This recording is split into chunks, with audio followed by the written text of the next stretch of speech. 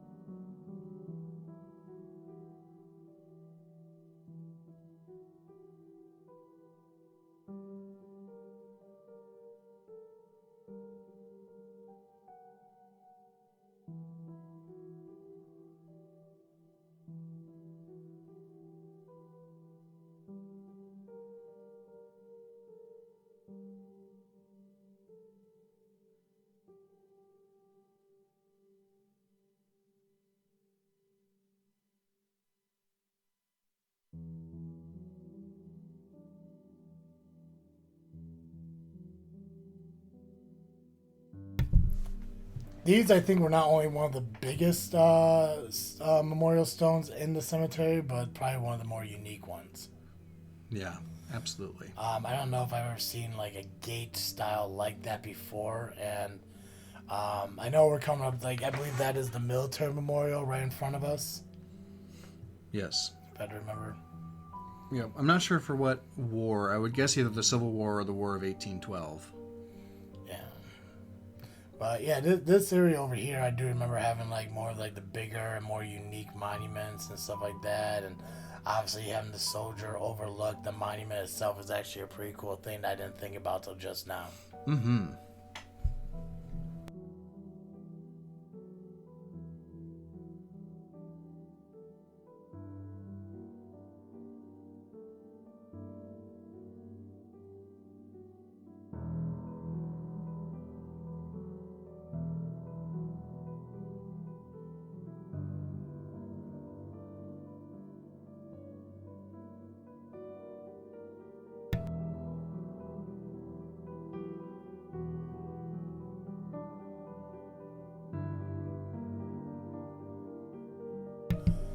So we mentioned earlier the mausoleums and how they have their own distinct look and everything, and that one I think was probably one of the nicer looking mausoleums. I think it had like more of a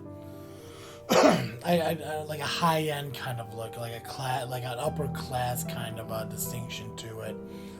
With the type of stone it looked like it was used, because to me it came off like a different color hue to it than normal.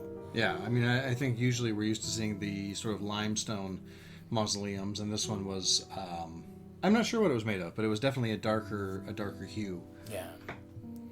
This is one of the main entrances cemetery. When we entered in it, we came from like I think like the back end of it, which I think gives a lot of logic to Joe's theory on maybe it was multiple cemeteries that kind of merged together over time.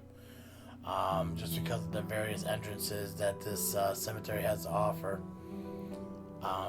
As we pass the memorial for the veterans and everything, you see how it still has that distinct stone look, those generic looking military stones that I think are the most common used surrounding the that centralized monument. Yep.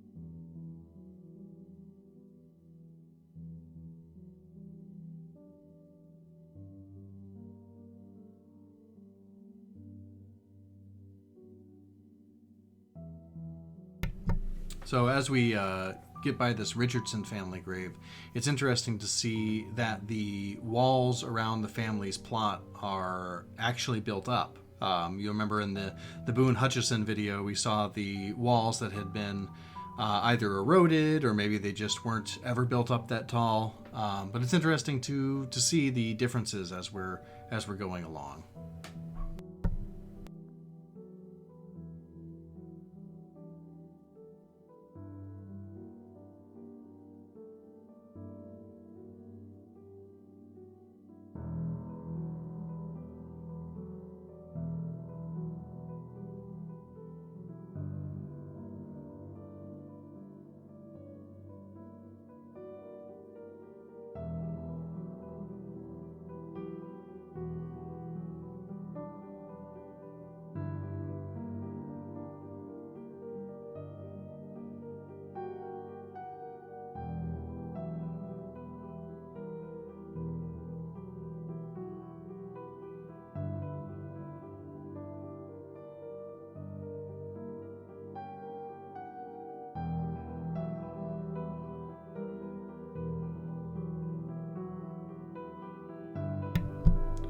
here's another woodsman's grave. You'll recall in another video we mentioned that these tree trunk style graves were from a fraternal organization called the Woodman of the world. And one of the perks of being part of the organization is when you die, you get one of the tree stump graves. So, or headstones, I should say. So, very, very cool organization.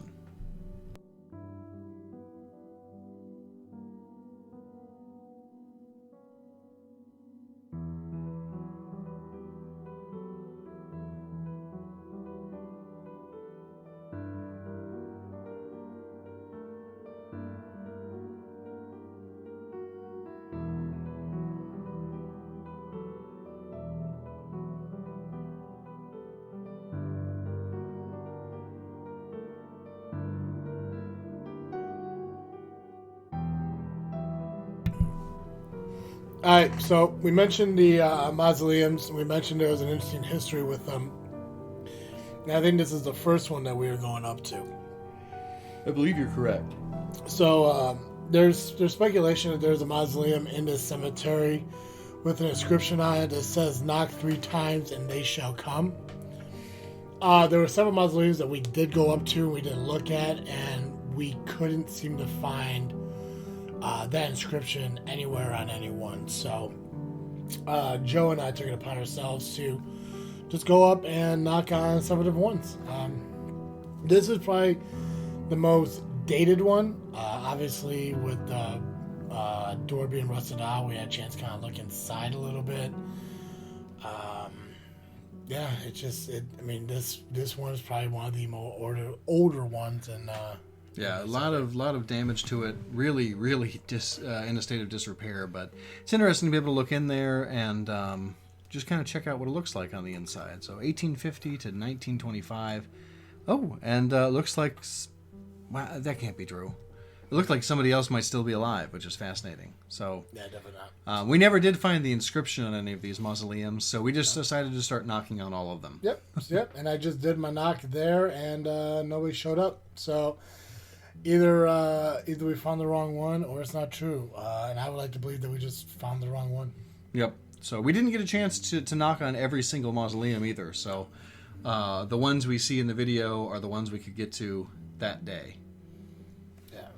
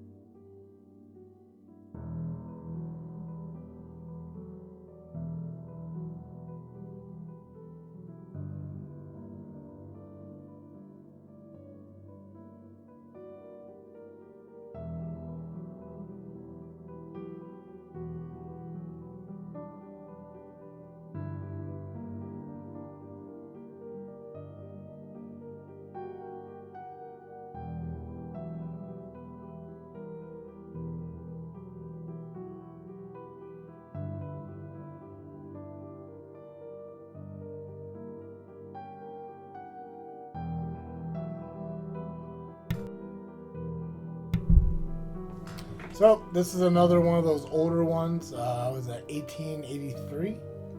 Yeah, looks like it. So should have been Joe's turn to knock, but apparently I'll do it again. Yep. Oh wait, no, I'm handing you the camera so I can do it. It is your turn. There we go. There we go. Balance is restored. Right. I don't have to be the guinea pig. Right. But like I said, I mean, it was kind of cool because, I mean, obviously this one, in difference to the first one, is in ground. It's like buried into the side of the hill. That was me checking for a light. Got to make sure it's recording. No, that was me seeing if the light was working so we could peek into there. Because this one also had an opening on the side of the door that we're hoping maybe to get into a crack in, but unfortunately... Oh, yeah, right there. Yeah. Nice. So, and obviously with me and Joe doing this, see, Joe really wanted to get in. Yeah, I really wanted them to come, whoever they were, and wherever they're coming from. I was hoping we'd get something. But it's unique. I mean, obviously with this newer looking mausoleum as compared to the one we were just at, it's just weird to see buried into the side of the hill like that. Yeah, I mean, it feels like a good use of space. Mm-hmm. Yep. Joe took my turn, so.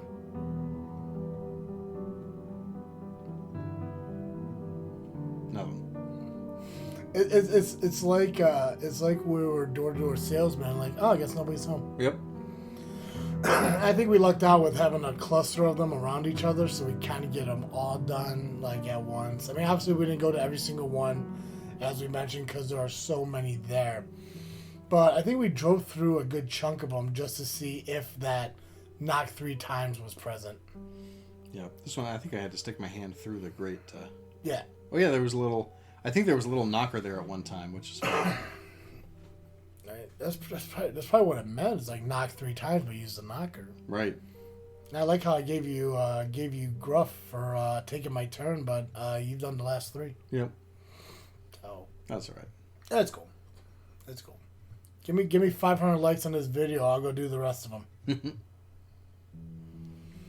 But obviously, some of these entombments and everything are still, throughout the cemeteries. Which I'd never seen so many of these until we started doing the vlogs. Like, I've been to cemeteries to watch, family members get laid to rest and everything, but I've never really seen entombments like that. Yeah. I've seen the mausoleums, and I've seen buried like right into the ground.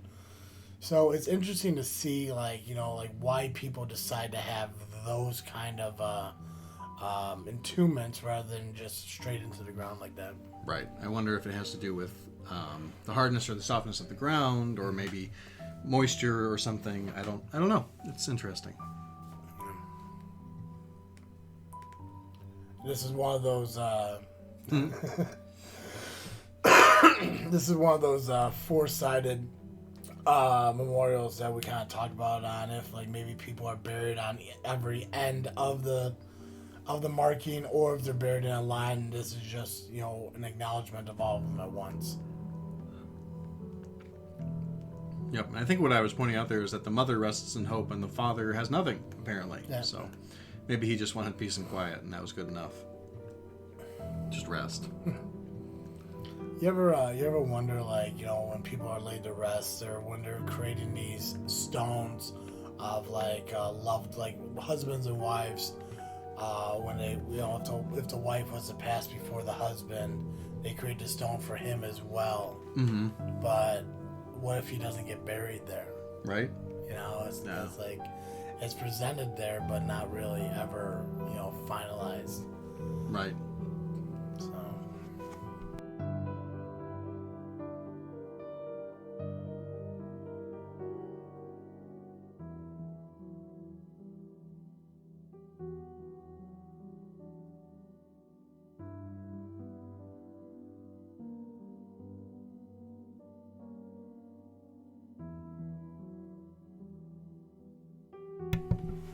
Alright guys, as we're wrapping up here, one more urban legend at this cemetery. Outside the horses, outside the knocking on the mausoleum, a lot of people speculated hearing whistling and stuff next to them or around them, even with nobody there. And what makes it weird and unique is the whistling kind of sounds like it's echoing or something. Yeah, and I think we tested this one too to see if my whistling could elicit a whistling response, or what my whistling would sound like, so that we would know if there was a difference, what the difference would sound like. So it was a neat experience. Yeah. Didn't get any responses. So ghosts apparently don't like me. Towards the end of this vlog, one of the more unique stones that we come across is a gravestone in the shape of a runner. Oh yeah, that's right. Obviously, it's decorated with wristbands and necklaces of loved ones and everything. So we're going to see that as we're coming up here shortly. But I just want to, take the time to thank you guys for coming in and watching our videos and taking a chance to, go through these vlogs with us as we traveled the entire state of Indiana to get the footage for you for the most haunted cemeteries in Indiana. Make sure you do subscribe to our Freaknet Studios YouTube page, as well as hit the notification bell, because these vlogs are being released through the entire month of October, and we don't want you guys to miss out on any of them. That's right. We want you to join us for our celebration of October and all things Halloween. You can do that over at freaknetstudios.com. Check out all the fine podcasts on our network, anywhere pods are casted. Perfect. So, as this video comes to a close, I just want to thank you guys again. As always, I am Travesty. And I'm the Freak Joe. And thank you for watching another video of the most haunted cemeteries in Indiana.